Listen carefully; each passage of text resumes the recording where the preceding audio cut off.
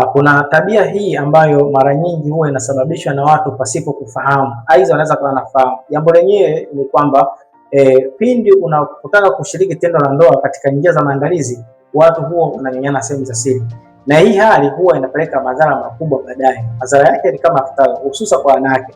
Mwanamke ambaye anayenyonywa huwa mara nyingi anapata changamoto ya maambukizi katika njia yake ya uzazi, kwa maana anapata PID, aidha anaweza kupata changamoto ya trichomoniasis ama gonorrhea, lakini pia hatari zaidi anapata mauteo, kwa maana anaweza kupata genital herpes, anaweza kupata herpes na kupelekea shingo yake ya kizazi kupata saratani, na mwisho kabisa kwamba anapata maambukizi katika mdomo, kupata michubuko, vidonda na kupelekea saratani ya koo katika koo lake la chakula. Sasa kama wewe ndio michezo yako, acha mara moja, lakini kama wewe tayari ni mwathirika, ni vyema kuchukua hatua za kimatibabu, na endapo utakuwa unapata matibabu lakini hujapata solution yoyote, chukua namba yangu ya simu hapo chini ili kuweza kutatua changamoto yako. Karibu sana.